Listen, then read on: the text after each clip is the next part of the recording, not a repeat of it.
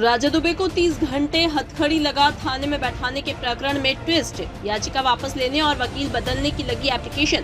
Case में पैरवी करने वाले अधिवक्ता नीरज सोनी भी हैरान। बोले सोनी, एप्लीकेशन लगी लेकिन मुझसे एनओसी नहीं ली गई।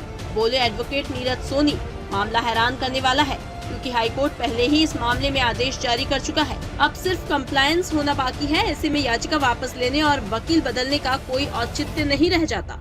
एडवोकेट नीरज सोनी ने पुलिस के व्यवहार पर भी सवाल खड़े किए। बोले मुझसे भी थाना प्रभारी इंद्रमणि पटेल ने मिलने की कोशिश की। तो आज ही हम लोगों ने जो है वो नेट पर जो क्योंकि साइट जो है माननीय उच्च न्यायालय की जो साइट है उसमें हमने देखा तो दो एप्लीकेशंस जो है वो इन पर्सन पार्टी की तरफ से लगी हुई है। एक एप्लीकेशन फॉर द विड्रॉल लगी है, एक काउंसिल चेंज के लिए लगी हुई है, अधिवक्ता बदलने के लिए। तो अभी तक जो है पार्टी ने हमको जो है पर्सनली कोई भी सूचना नहीं दी और हमसे जो है वो अनुमति भी नहीं ली कि वो किसी और को लॉयर एंगेज करना चाहते हैं या ऐसी कोई बात।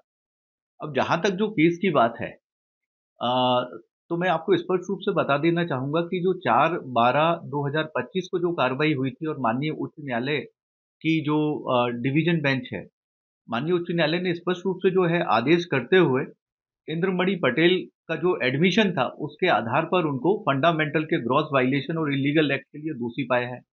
और जो कार्रवाई होना है वो कार्रवाई के लिए जो निर्देश हैं वो पुलिस कमिश्नर को दिए गए हैं कि वो जो है इस मामले में जो डिपार्टमेंटल एक्शन है और साथ में जो क्रिमिनल एक्शन है वो उनको जो है लेना है।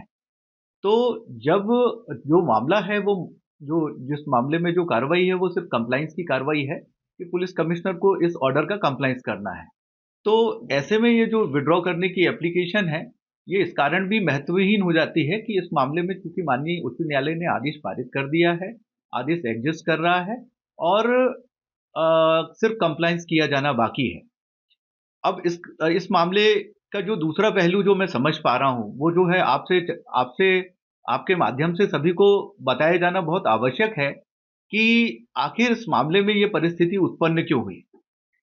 तो जो इंद्रमणि पटेल हैं उन्होंने 2 तारीख को निजी रूप से मुझसे भी जो है संपर्क करने की कोशिश की।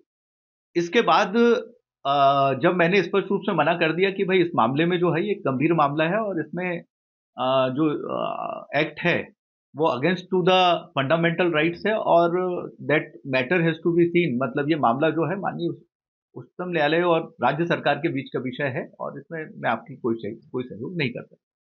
तो 3 तारीख को जो है वो पूरा प्रशासन, पुलिस प्रशासन का जो भी महकमे के जो अलग अलग अधिकारी थे उन्होंने जो है ये जो शिकायतकर्ता हैं और इनके परिवार के लोग हैं इन सबको जो है कनेक्टिविटी मिली है। आप चाहें तो चंदन नगर थाने का जो 3 तारीख के रात का जो सीसीटीवी है वो मंगवा कर आप देख सकते हैं कि पुलिस विभाग के जो वरिष्ठ अधिकारी थे उन्होंने जो ये क्लाइंट्स थे इनको बैठा रखा था।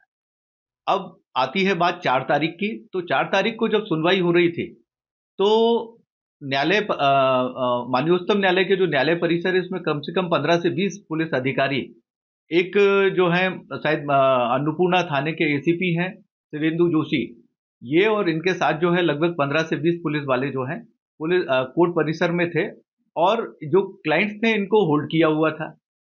और जैसे ही सुनवाई आई तो ये पुलिस वाले लेके उनको कोर्ट में पहुंचे हैं। तो माननीय उच्च न्यायालय के जो सीसीटीवी फुटेज हैं उनसे ये क्लियर हो जाएगा कि आखिर ये यहाँ क्यों आए थे।